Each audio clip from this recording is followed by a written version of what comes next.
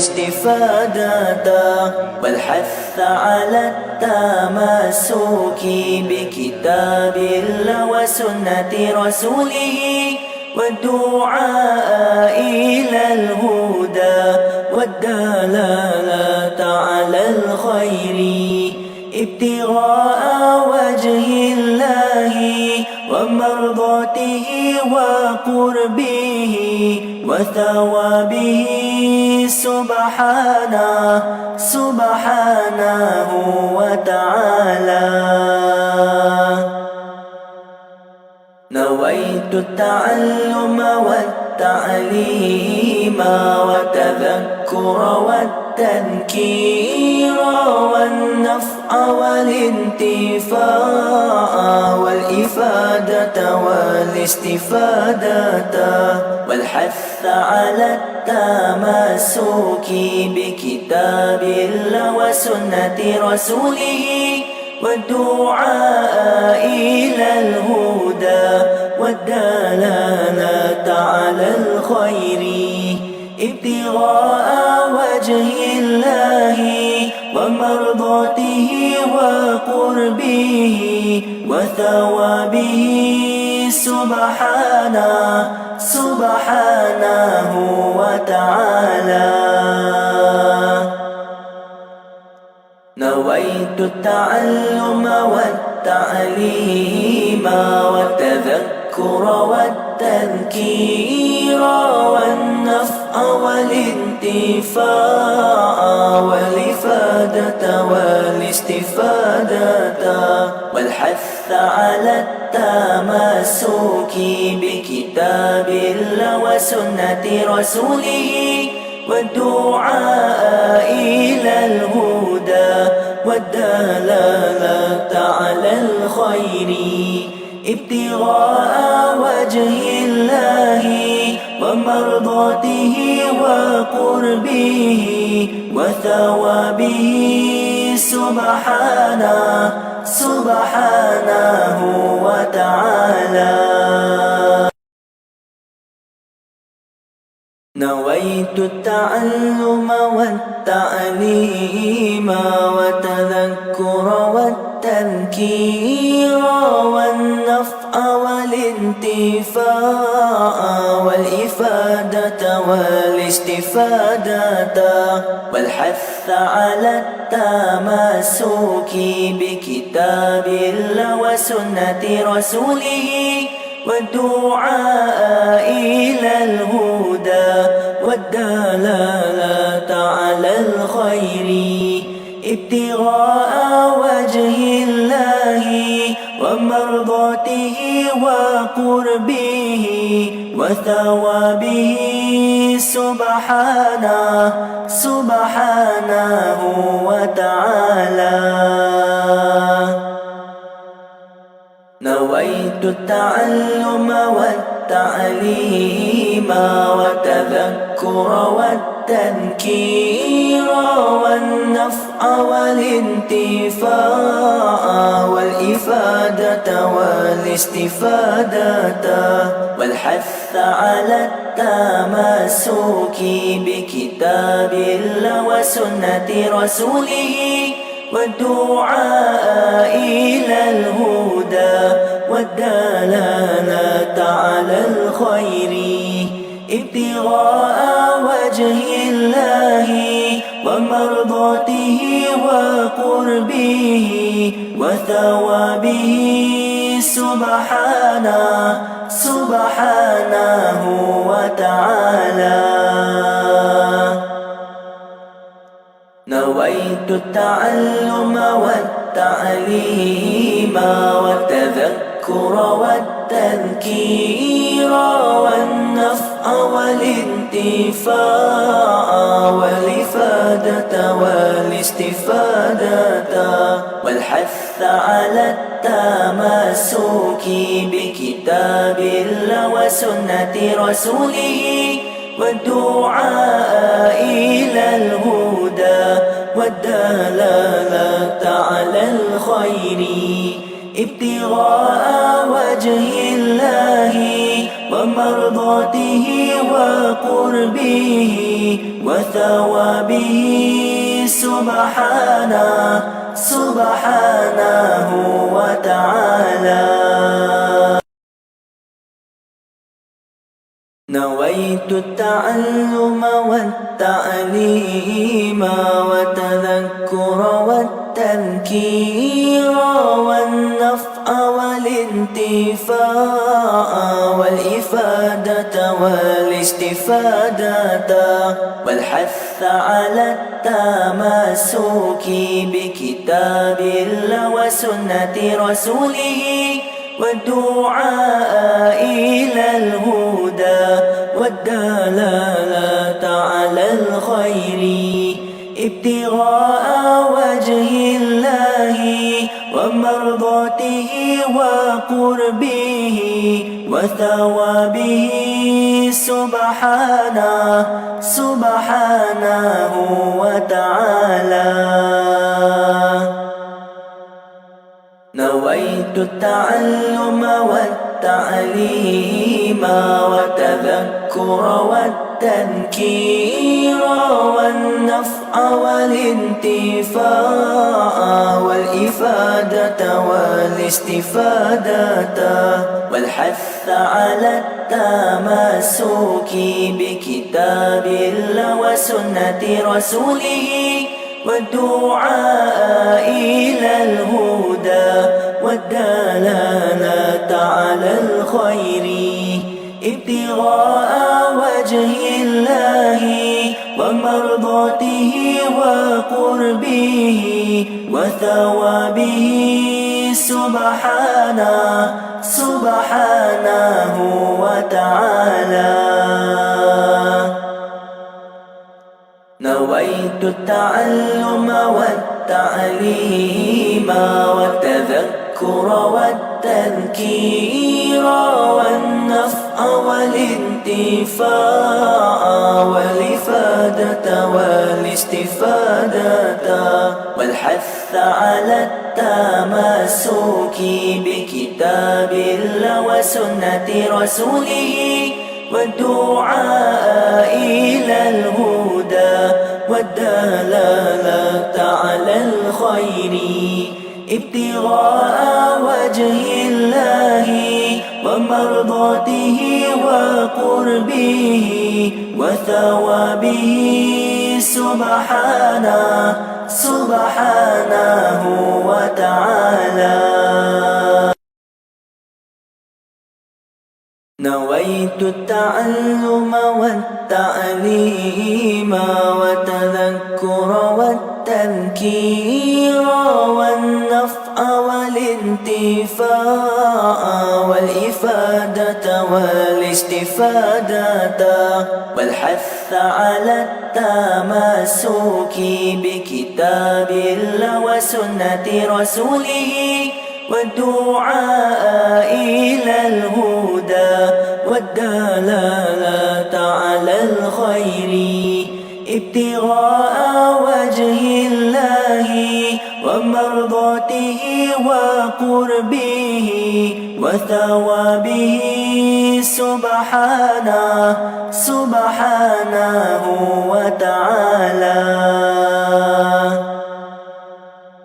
نويت التعلم والتعليم وتذكر والتذكير والنفع والانتفاع والإفادة والاستفادة والحث على التمسك بكتاب الله وسنة رسوله والدعاء إلى الهدى والدلالة على الخير ابتغاء وجه الله ومرضاته وقربه وثوابه سبحانه وتعالى. نويت التعلم والتعليم والتذكر والتذكير والتذكير والنفع والانتفاع والإفادة والاستفادة والحث على التمسك بكتاب الله وسنة رسوله والدعاء إلى الهدى والدلالة على الخير ابتغاء وجه الله ومرضاته وقربه وثوابه سبحانه وتعالى. نويت التعلم والتعليم وتذكر والتذكير والنفع والانتفاع والإفادة والاستفادة والحث على التمسك بكتاب الله وسنة رسوله والدعاء إلى الهدى والدلالة على الخير ابتغاء وجه الله ومرضاته وقربه وثوابه سبحانه وتعالى.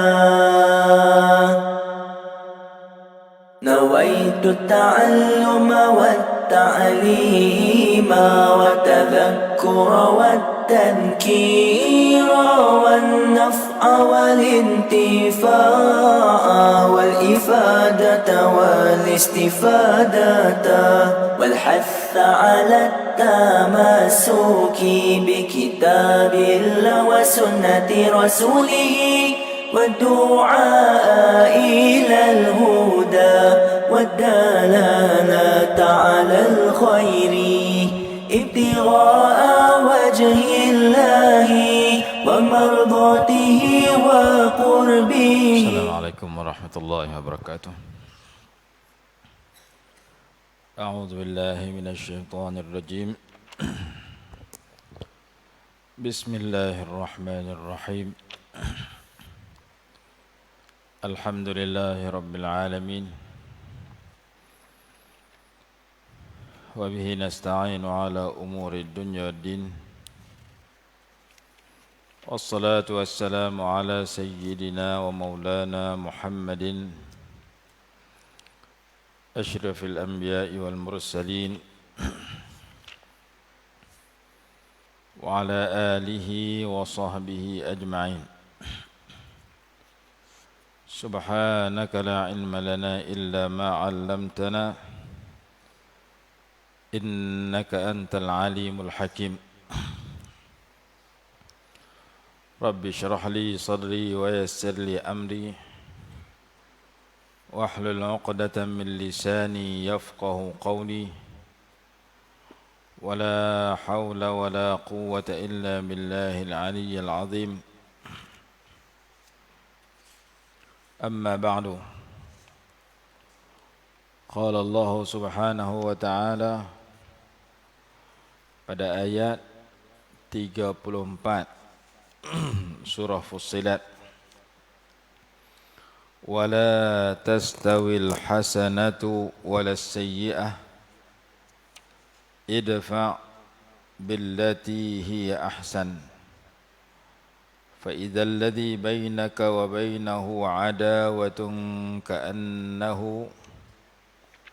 ولي حميم وما يلقاها إلا الذين صبروا وما يلقاها إلا ذو حظ عظيم.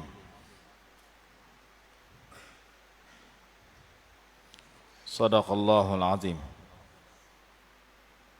وما يلقاها إلا الذين صبروا وما يلقاها إلا ذو حظ عظيم. Sambungan ayat, وإما ينزغنك من الشيطان نزغ فاستعذ بالله إنه هو السميع العليم صدق الله العظيم ولا تستوي الحسنة ولا السيئة dan tidak sama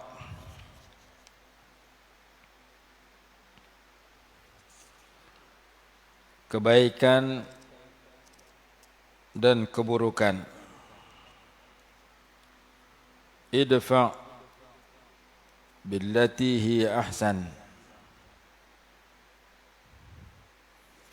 Tolaklah tolaklah akan keburukan itu dengan penolakan yang terbaik. Tolaklah keburukan itu dengan yang baik. Idfa' billati hiya ahsan, dengan cara yang terbaik. Fa idzal ladzi bainaka wa bainahu adawatun ka'annahu waliyyun hamim. Apabila ada di antara kamu dan di antara dia terdapat permusuhan, ka'annahu waliyyun hamim, seolah-olah dia penolong yang sangat setia. Dalam syarah kata, apabila kita menolak keburukan dengan sifat yang lebih baik, dengan perangai yang lebih baik, seperti kita menghadapi kemarahan orang dengan kita bersabar, seperti kita menghadapi orang yang kurang sopan dengan sifat sopan, seperti kita menghadapi kejahatan dengan kemaafan, seperti kita memberikan kepada orang yang tidak memberikan kepada kita, kita menghubungkan silaturahim terhadap orang yang memutuskan silaturahim kepada kita, kita memaafkan orang yang melakukan penganiayaan atau kezaliman kepada kita. Ketika itu, kalau musuh itu orang yang berfikiran waras, dia akan bertukar menjadi teman yang baik, kerana kita menghadapi kejahatan dia dengan kebaikan. Ka'annahu waliyyun hamim. Al-hamim ni ada dua makna. Satu makna al-ma'ul har, air yang panas. Air yang panas, hamim. Satu lagi makna al-qaribul ladzi tahtammu li amrih. Orang dekat yang kamu mengambil berat tentang urusannya, iaitu kawan yang karib. Musuh kamu tu asalnya musuh, bertukar menjadi kawan karib, tukar jadi kawan baik, kerana kamu menghadapi kejahatan musuh dengan akhlak Rasulullah sallallahu alaihi wasallam. Musuh yang kawan karib ini kawan yang sanggup meletihkan dirinya untuk membahagiakan kita, sanggup penat untuk tolong kita. Inna akhakal haqqu man kana ma'ak wa man yadurru nafsahu liyanfa'ak. Sesungguhnya kawan kamu yang sebenar, saudara kamu yang sebenar, ialah orang yang bersama kamu. Di samping itu ia sanggup memudaratkan dirinya untuk memberi manfaat kepada kamu. Kalau kita kawan dengan orang, kawan tu baik dengan kita, kita baik dengan dia, kita letih tak apa untuk bagi dia senang. Kita habis duit tak apa untuk bagi dia dapat duit. Kita sanggup berpenat lelah untuk jadikan dia tu orang yang dapat manfaat daripada berkawan dengan kita. Itu nama dia waliyun hamim, kawan yang dekat. Ditukar musuh kepada kawan dekat dengan pergaulan yang mulia, dengan penolakan terhadap kejahatan yang dia buat dengan sifat yang mulia.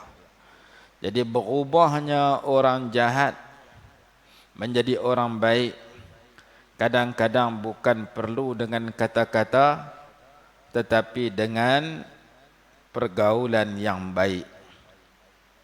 Kita pernah cerita dulu, ada satu kisah dalam kitab Ghaisul Mawahib Al-Aliyah Ibn Abbad An-Nifri, syarah kepada Hikam Ibn Athaillah Al-Sakandari rahimahullah, bagaimana seorang jeneral tentera yang memimpin tentera Islam menyertai peperangan dengan tentera salib di zaman Salahuddin Al-Ayyubi. Kalau tentera salib ni, apabila tentera Islam menang menawan tentera Kristian, maka jeneral itu berkata, layan tawanan kita dengan layanan yang baik. Kalau kita makan, bagi mereka makan sama kita. Kalau kita masak, makanan yang masak itu hidangkan kat mereka macam hidang kat kita. Buh atas hamparan yang sama, rasa makanan yang sama, maka tentera pun layan dengan baik tawanan. Karena yang menawan itu tentera Islam, yang ditawan itu tentera Kristian. Hamparan tak roti makanan di situ, maka jeneral kata letak tawanan kita satu grup, orang Islam, tentera Islam satu grup, satu kumpulan orang kafir yang kita tawan, satu kumpulan tentera Islam. Apabila hidangan sudah siap, maka jeneral kata, aku sebagai ketua tentera, aku tak mau makan dengan hampa, aku nak pergi makan dengan tawanan yang kita tawan. Maka dia pergi duduk makan dengan mereka, dia layan mereka baik. Musuh yang datang nak membunuh orang tentera Islam, bila mereka kalah dan ditawan, tiba-tiba dilayan macam kawan. Patutnya makan pun tak payah bagi, ikat, bunuh terus, ataupun ikat, tahak, tak usah bagi makan. Itulah yang berlaku kepada tentera Islam yang ditawan oleh musuh. Disiksa lagi.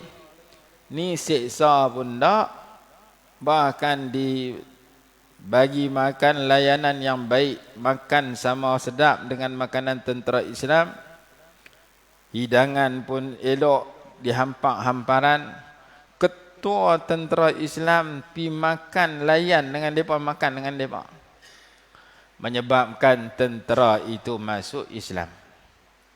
Tawanan perang tu masuk Islam kerana kami main nak bunuh mereka, tapi tak boleh bunuh. Kami kalah, kena tangkap. Bila kami kena tangkap, kami tidak dibunuh, kami tidak disiksa, bahkan kami diberikan makanan yang sedap macam mereka. Bahkan ketua dia sanggup merendah diri, mai duduk dengan kami, makan, minum, layan kami. Melihat kemuliaan akhlak tentera itu, ketua tentera itu, mereka menyatakan ini adalah agama yang betul. Asal musuh bertukar jadi orang Islam, masuk Islam terus. Dan itu pernah dilakukan oleh Nabi SAW ketika seorang lelaki nak bunuh Nabi SAW pada hari pembukaan kota Mekah. Nabi SAW tahu, tanya dia masa Rasulullah tawaf, buat apa tawaf dekat saya? Saja saya nak tawaf dekat Rasulullah. Dalam hati dia, saya nak bunuh Rasul Nabi Muhammad. ada ruang saya nak tikam. Maka Rasulullah kata dalam hati kamu beranai niat nak bunuh aku. Rasulullah habaq sampai dalam hati dia baru dia tahu. Kata Rasulullah ni Rasulullah sungguh kerana Allah bagi wahyu. Bila Rasulullah kata dalam hati kamu nak bunuh aku, maka dia pun terkejut. Macam mana Rasulullah boleh tahu benar dalam hati dia? Rasulullah tak tangan atas dada dia baca doa. Maka dia berubah. Sebelum itu Rasulullah orang paling aku benci bertukar jadi orang yang paling aku suka. Madinah tempat aku paling benci bertukar jadi aku suka. Dia masuk Islam. Kerana Rasulullah SAW mengamalkan idfa' billati hi ahsan. Tolaklah kejahatan orang itu dengan cara lebih baik. Seorang lagi dalam peperangan Badar, apabila ada di kalangan adik-beradik dia terbunuh dalam peperangan Badar. Nama apa lelaki itu? Kalau tak silap nama Safwan. Nabi SAW balik ke Madinah setelah menang dalam peperangan Badar. Lelaki yang duduk di Mekah berbincang, adik-beradik aku kena tawan, adik-beradik aku kena bunuh. Aku mesti balas dendam nak pergi bunuh Muhammad. Maka dia berbincang tu dua orang. Dia berbincang tu dalam Hijr di Mekah, Hijr Ismail. Dia niat sungguh-sungguh aku nak naik kenderaan, nak naik kuda, nak pergi Madinah, nak bunuh Muhammad. Cerita ni kalau tak silap ada dalam kitab As-Siratul Nabawiyah karangan Syekh Muhammad Abu Syuhbah. Maka dia pun pilah ke Madinah. Sampai Madinah jumpa Rasulullah. Rasulullah tanya, mai apa ni? Saja mai ziarah adik-beradik. Adik-beradik dia mungkin kena tawan, mai ziarah adik-beradik. Rasulullah kata dalam masa kamu duduk dalam hijr tu kamu niat mai nak bunuh aku. Terkejut dia macam nak boleh tahu benar dalam hati dia. Di Mekah Rasulullah duduk di Madinah boleh tahu. Allah bagi wahyu. Selepas tu dia masuk Islam juga. Padahal Rasulullah boleh bunuh balik. Mai tak kena tanya lah, bunuh terus. Pasal hamai ni buat jahat ke aku, nak bunuh aku. Patut sampai-sampai Rasulullah kata Sayyidina Umar pancung terus. Dia ni mai daripada Mekah ni nak bunuh. Dah lah tanya muhung. Mai apa ni? Saja mai ziarah. Padahal dalam hati dia mai tekad nak bunuh, nak balas dendam. Kerana adik-beradik dia ditawan dalam peperangan Badar. Sebahagiannya dibunuh dalam peperangan Badar.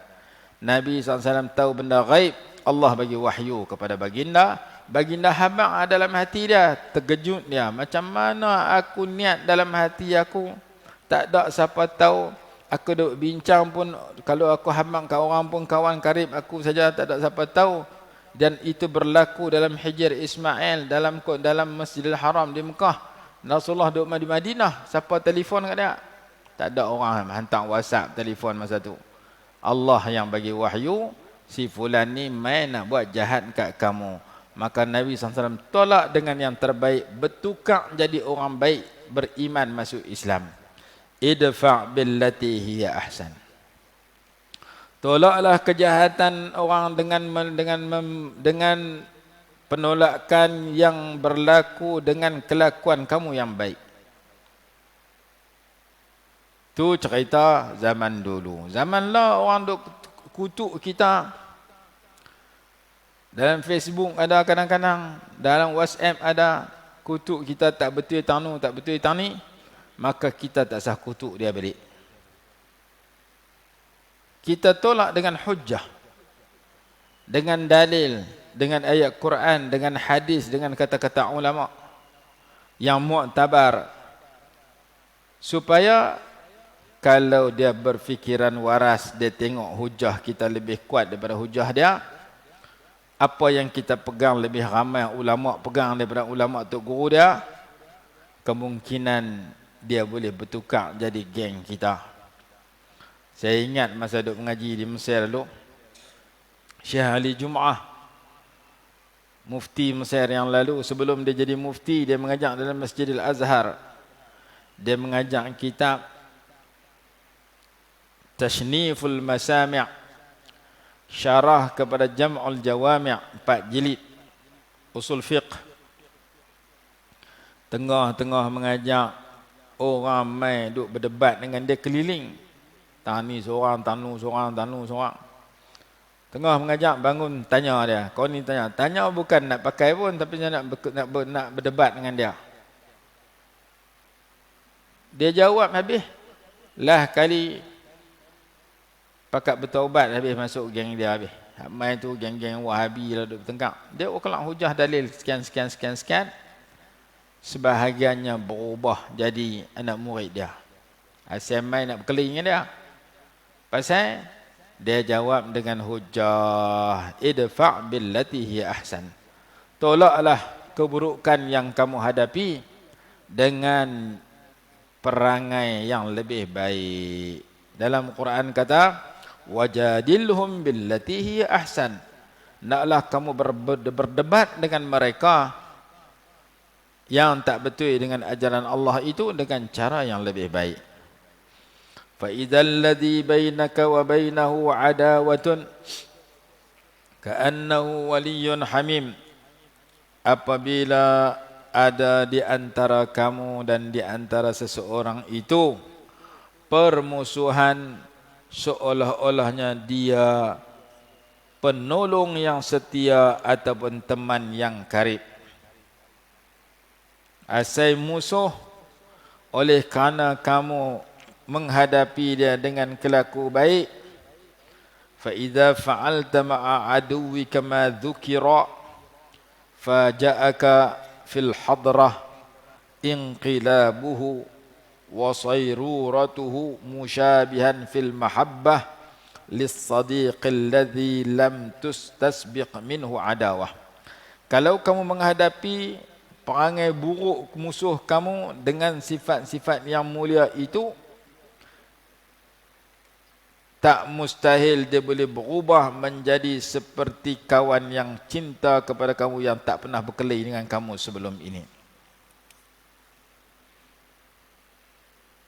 Kemudian Allah berfirman, wa ma yulaqaha illa alladhina sabaru, dan tidak diberikan akan dia akan perangai-perangai yang baik tadi, illa alladhina sabaru, melainkan orang-orang yang sabar. Orang sabar saja boleh buat perangai lagu tu. Tak sabar tak boleh. Orang buat jahat kat kita, kita duk sabar. Kita tak sabar, kita buat jahat kat dia balik. Dia jerkah kita, kita jerkah dia balik. Dia kata kita, kita kata kat dia balik. Kerana kita tak sabar. Orang sabar saja boleh menghadapi dengan yang tadi. Wa ma yulaqaha, dan tidak diberikan sifat terpuji itu illal ladzina sabaru, kecuali kepada orang-orang yang bersifat sabar. Wa ma yulaqaha, macam mana nak sifat sabar? Ada kitab-kitab yang cerita tentang sabar, antaranya Uddatus Sabirin, bekalan orang-orang yang sabar. Sebuah bagaimana nak sabar dan kisah orang-orang sabar. Ada juga kitab Hayatus Sahabah, kehidupan para sahabat, cerita bagaimana sahabat sabar dalam menghadapi musuh, dalam berdakwah dan seumpamanya. Wa ma yulaqaha illa zu hazzin azim, dan tidak pula dijumpai akan dia kecuali orang yang memiliki keuntungan yang besar. Orang yang sifat lagu ni untung, pahala banyak. Zu hazzin azim ay sawabin azim, orang yang dikurniakan pahala yang besar. Jadi maksud al-hazzi di sini al-khuluqul hasan wa kamalun nafs. Orang yang kelakuannya baik dan jiwanya sempurna. Kemudian Allah berfirman dalam ayat 36 surah Fussilat, wa imma yanzaghannaka minasyaitani nazghun, dan apabila ada yang mengganggu engkau daripada syaitan itu suatu gangguan. Bila syaitan mai menggoda engkau, syaitan ajak pergi benda tak elok, syaitan kempen kamu, mendatangkan was-was, mendatangkan perasaan ingin buat jahat, kerja kamu ketika itu, fasta'idz billah, hendaklah kamu memohon perlindungan dengan Allah. Innahu huwas sami'ul alim, sesungguhnya dia maha mendengar lagi maha mengetahui. Dalam kehidupan kita seharian ni kadang-kadang syaitan mai kacau, syaitan mai kempen. Apabila kita berhadapan dengan suasana yang buruk, mungkin kita akan rasa marah. Orang main buat nanya kat kita, kita rasa marah. Syaitan kata pergi marah cepat-cepat biar berkelahi kamu dengan kawan tu. Maka kita perlu mencari pendinding dan penghalang daripada kejahatan syaitan. Antara sifat was-was, an-nazghu mim'an al-waswasah, yang dibawa oleh syaitan ialah marah. Kemungkinan membawa kamu melakukan yang terlarang daripada sebab marah itu. Apabila kamu berasa nak marah, kadang-kadang kalau marah kena tempat lain, marah kerana orang menghina Islam, yang tu kena tempat, betul. Tolaklah marah itu dengan memohon perlindungan dengan Allah. Kalau ia masih ada, hendaklah kamu tukar posisi, berdiri kepada duduk. Kalau duduk kepada berdiri, bil julus. Kalau berdiri kepada duduk, kalau duduk kepada mengiring. Kalau masih ada, fa illam yazal ba'da dhalik, kamu dah ubah posisi kamu dalam keadaan marah, masih marah lagi, dhahaba minal makan alladhi huwa fih, pergi tinggalkan tempat itu. Ada dalam kitab kata kalau kamu marah, kamu kena ambil wudu, bagi sejuk. Bila kamu nak marah tak kena tempat, kamu kena baca a'udzubillahi minasyaitonirrajim. Kalau kamu nak marah, kamu duduk berdiri, kamu duduk. Kalau kamu duduk ketika marah, kamu tidur. Tidur duduk marah lagi, maka pergi meninggalkan tempat itu. Tinggal orang hak kamu nak marah tu, duduk jauh, tak nampak muka dia, sejuk sikit. Lepas tu balik pula. Inilah yang berlaku dalam hadis Bukhari ketika berlaku pertengkaran sedikit antara Sayyidina Ali dengan Sayyidah Fatimah Az-Zahra. Laki berkelahi dengan bini, tengkar dengan bini, kadang-kadang wujud, kadang-kadang berlaku. Maka nak bagi sejuk suasana, Sayyidina Ali keluar pada rumah, pergi tidur dalam Masjid Nabawi. Nabi SAW mai cari. Mai tanya Fatimah, wahai Fatimah, mana laki kamu Ali? Fatimah kata, tadi bertengkar dengan cik. Ada sedikit perselisihan saya dengan dia. Tengkar dalam bab perkara apa tau. Dia keluar pergi mana tau? Pasal apa Sayyidina Ali keluar? Tak mau bagi kuih panas lagi. Kalau laki duduk di ruang tamu, bini duduk ruang tamu, bertengkar, kawan ni naik orang tengkok, kawan ni bawa orang tengkok, hak nak berhenti tak ada berhenti, sambung. Jadi rosak. Akhirnya tak mau bagi bertengkar, laki keluar pada rumah, bini nak marah tak boleh. Pasal apa? Duduk jauh lah. Dulu mana ada handphone, kau nak sambunglah handphone pula. Jadi laki keluar bisa, bini pun sejuk. Haduk panas dia sejuk. Nak marah tak boleh pasal laki keluar lah. Nabi SAW main cari. Kebetulan main nak jumpa Sayyidina Ali. Main tanya, laki kamu mana Ali? Laki saya keluar pergi mana? Tahu tadi bertengkar dengan saya. Maka Rasulullah pergi cari, Sayyidina Ali duduk tidur atas tanah dalam Masjid Nabawi. Masjid Nabawi pada masa itu bukan mozaik, tanah. Maka Nabi SAW gabuih tanah di badan Sayyidina Ali. Nabi SAW panggil, Qum ya Abat Turab, bangunlah wahai bapa tanah. Gelaran Abat Turab tu kerana tidur atas tanah. Maka Sayyidina Ali yang rasa tak syok dengan bini dia masa bertengkar, bini dia pun tak syok dengan lelaki dia masa bertengkar, jadi berasa sejuk. Pasal apa? Aku berkelahi dengan bini aku sikit tadi ni, selisih pendapat. Aku lari maduk di sini supaya sejuk, tak jadi tak berterus bertengkar. Tiba-tiba pak mentua aku masuk belah aku, mai pujuk aku, mai gabuih tanah, mai panggil aku dengan gelaran yang aku suka. Bukan masuk belah anak dia, masuk belah aku, menantu.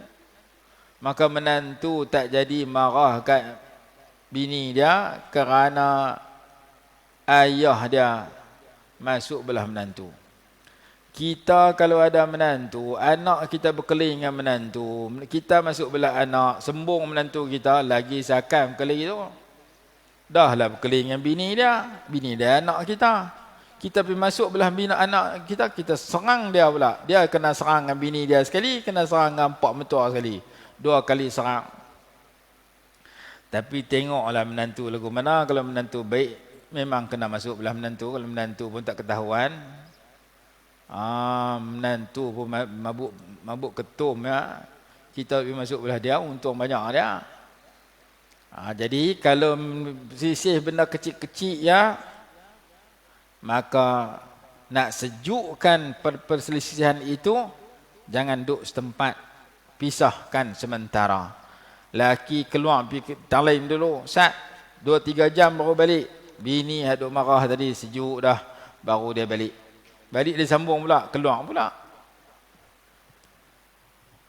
Kalau laki duduk bersyarah pang-pang di ruang tamu, bini pula tak tahu nak pergi mana, nak keluar tak boleh. Bini pergi duduk di dapur, jangan duduk ruang tamu juga. Saya tengkang kuih panas. Pasal bini duduk bubuh minyak petrol, laki duduk bagi api. Api belagar minyak petrol, menyala terus terbakar rumah. Maka disebutkan dalam hadis Bukhari, Sayyidina Ali radhiyallahu anhu berselisih kata-kata dengan isterinya Sayyidah Fatimah Az-Zahra dalam sesuatu isu. Sayyidina Ali keluar piduk di Masjid Nabawi, tak duduk terus di rumah, habis sejuk baru balik rumah.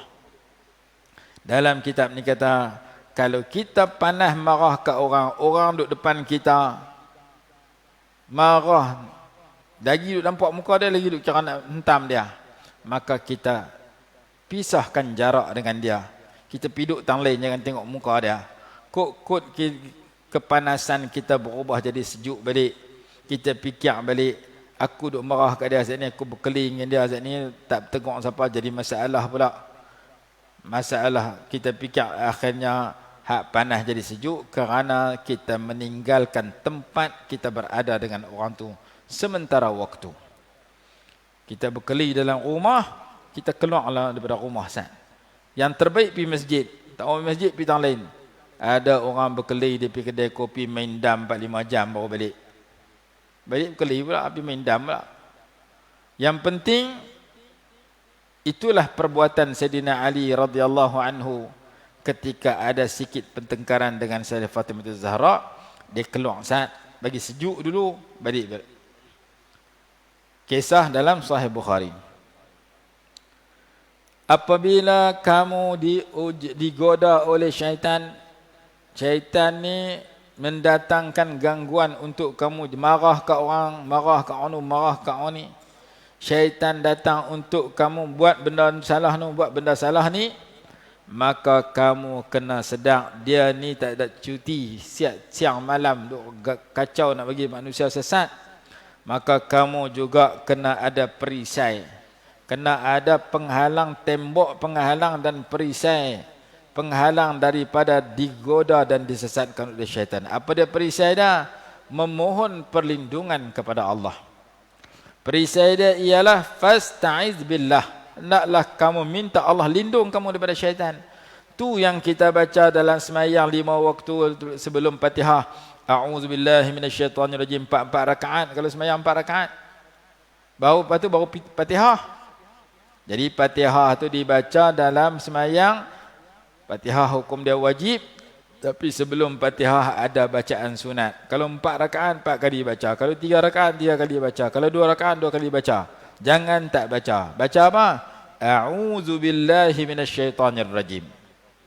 Aku berlindung dengan Allah daripada syaitan yang direjam. Tu permohonan perlindungan supaya syaitan tak boleh kacau kita, tak boleh ganggu sesatkan kita, kerana kita tiap-tiap hari, tiap-tiap kali semayang. Kalau semayang fardu 17 rakaat, 17 kali a'udzubillahi minasyaitonirrajim yang kita baca. Aku berlindung dengan Allah daripada syaitan yang direjam. Innahu huwas sami'ul alim. Sesungguhnya Allah maha mendengar lagi maha mengetahui. Allah dengar kamu duk minta tolong kat dia. Dia tahu kamu berhajat kepada dia supaya dia bagi pertolongan. Hasil daripada pertolongan yang dia bagi, kita selamat daripada dirosakkan oleh agenda syaitan yang siang malam 24 jam cari jalan nak bagi kita rosak. Maka kata ulama, salah satu amalan yang tak boleh kita tinggal, minta Allah lindung kita daripada syaitan. Yang kita baca sebelum Fatihah, sunat baca sebelum Fatihah. Bahkan sebelum baca ayat-ayat yang lain, di luar semayang pun kita baca. Kita nak baca apa pun, a'udzubillah dulu, lepas tu baru bismillah.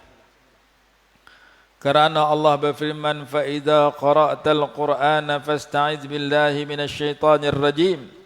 Bila kamu nak baca Quran, mohonlah perlindungan dengan Allah daripada syaitan yang direjam. Dan ayat ini juga merupakan dalil supaya kita membaca, memohon perlindungan kepada Allah pagi dan petang. Bukan tekat dalam semayang, pagi pun baca, petang pun baca.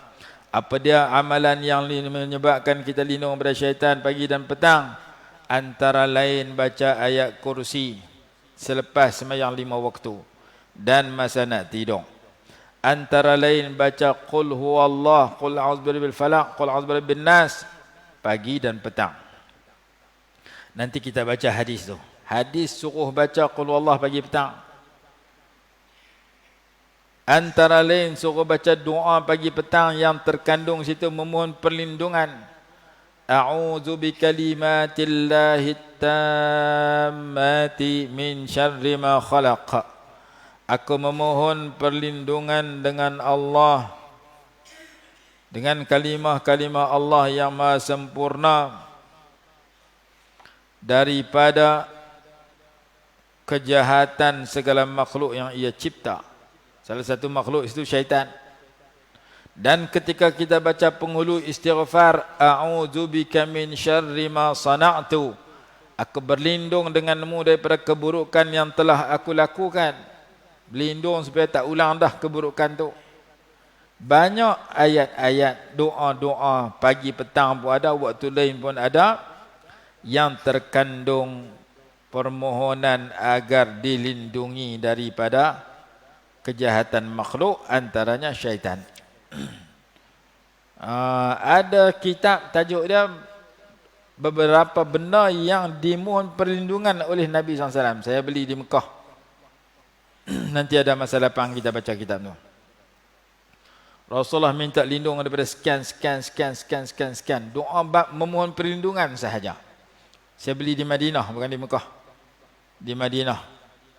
Ada kitab tajuk dia Al-Isti'azah, memohon perlindungan yang terkandung dalam doa Nabi SAW. Salah satunya doa pagi petang, salah satunya doa melindung daripada syaitan.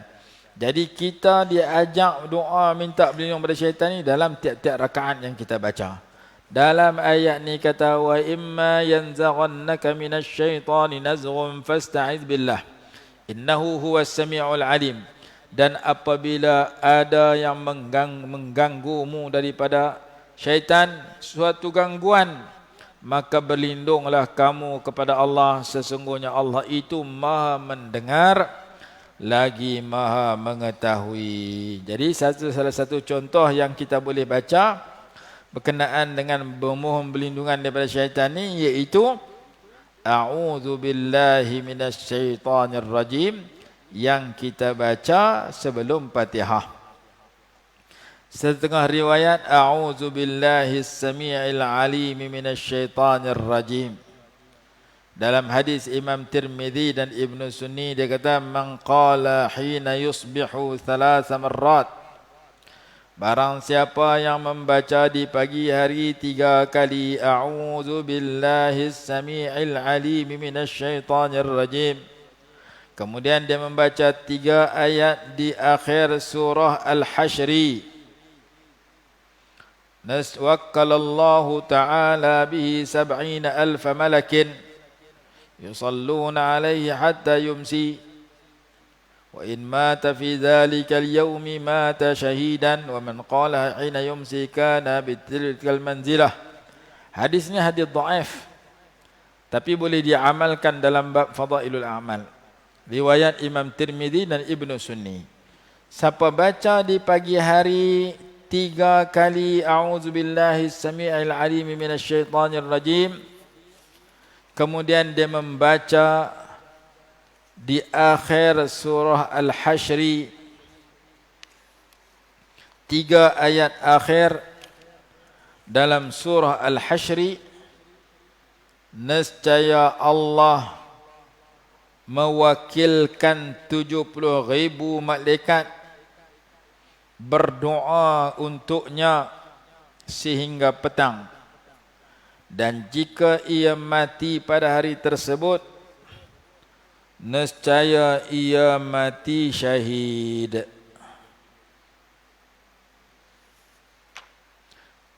Dan barang siapa yang membaca sedemikian juga di petang hari, maka ia diberikan kedudukan yang sedemikian juga. Ayat di akhir surah Al-Hasyr. Suratul Hasyr ayat akhir dia berapa? Lau anzalna hadzal qur'ana ala jabalin la ra'aitahu khashi'an mutasaddian min khasyatillah wa tilkal amsalu nadribuha lin-nasi la'allahum yatafakkarun. Huwallahu alladzi la, 3 ayat akhir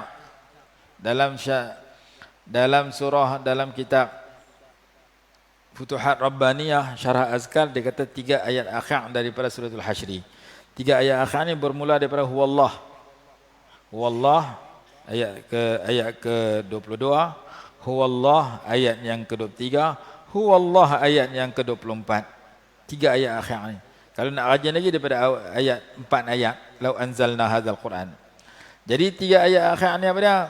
Wallahu alladzi la ilaha illahu alimul ghaibi wasyahadah huwar rahmanur rahim, ayat 22. Wallahu alladzi la ilaha illahu wal malikul quddusus salamul mu'minul muhaiminul azizul jabbarul mutakabbir subhanallahi amma yusyrikun, ayat 23. Huwallahul khaliqul bari'ul musawwir lahul asmaul husna yusabbihu lahu ma fis samawati wal ardi wa huwal azizul hakim, ayat 24. Siapa yang baca 3 ayat terakhir daripada suratul Hasyr ini, 22, 23, 24, huwallahu alladzi la ilaha illahu sampai habis, Allah Subhanahu wa taala akan mewakilkan 70,000 malaikat berselawat ke atasnya, yakni memohon keampunan kepada dia sehingga petang. Kalau dia mati pada hari itu, dia mati syahid.